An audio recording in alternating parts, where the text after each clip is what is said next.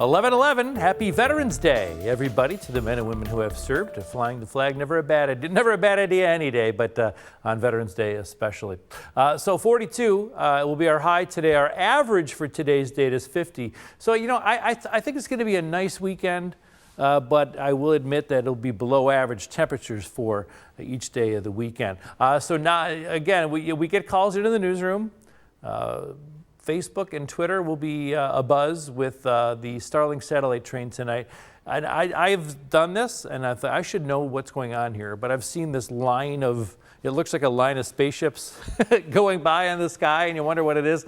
It'll be far overhead tonight from west to east. So wherever the sunset, well, the sunset's in the west, from whatever your perspective. For me, it's the front of the house, where the sunset is. Look, about 6 p.m., look to the west, and you'll see a line of 22 satellites flying relatively low from west to east. So look in the western sky around 6 p.m. tonight. It's going to happen tomorrow night about 6:10, and then Monday night about 6:15, which will be extra fun for the tailgaters too when the line of satellites go by. It'll be not, dude, did I have too much, or do you see a line of satellites going by, right? So it'll be fun tonight. And the clear skies are mainly clear skies tonight as well. Veterans Day records a year ago. Oh, yucky day for the veterans, man. They're out. I remember some of the ceremonies out there, and they're standing in the rain. It was 1.5 inches of rain last year on Veterans Day. 4 years ago, 9 inches of snow on Veterans Day. The record high ever was 70. Relatively recent, and the record low, 19. All of these records, most rain, most snow, warmest, coldest, relatively recent. I mean, Veterans Day has been around for decades, but as a coincidence, really, it's not, you know, it's not climate change or anything like that. Just a coincidence that all the Veterans Day records were within the past 11 years. Pretty neat. Shows you what we're capable of in November. Remember last year, 79, the first week in November, epic snowstorm, the third weekend of November. Did I say November? So here we go with what we're dealing with. Future look again, relatively calm today. Notice the clearing happening from north to south. So for Niagara, Orleans County, you're going to be mostly sunny by 1 p.m. or so. For the southern tier, you're going to be hanging out in the southern tier. In between, or you're going to hang out with the mostly cloudy conditions.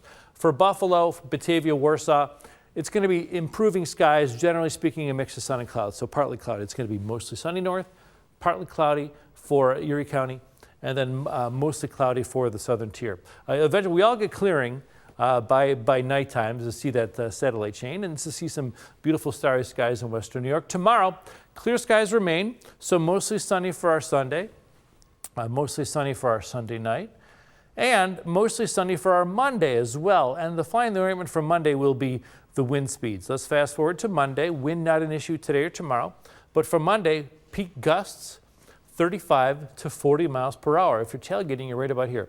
So it's not a good day to put up a canopy for tailgaters, to light a fire.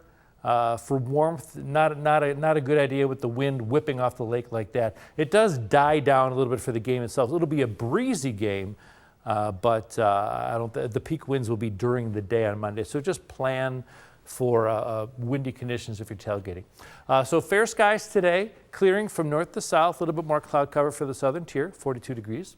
Wind out of the north, 4 to 8 miles per hour, not a factor today. Here's your 8 p.m. temperature.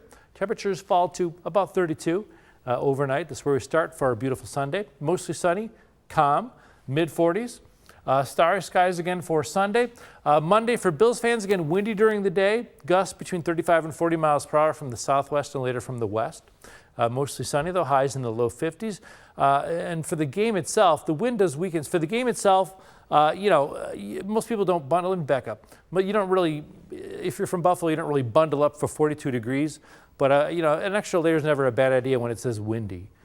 Okay, and eventually, temperatures will fall to the upper 30s by the end of the game. So, winter hat, not a bad idea. Gloves, maybe an extra layer, never a bad idea, of course, November in western New York.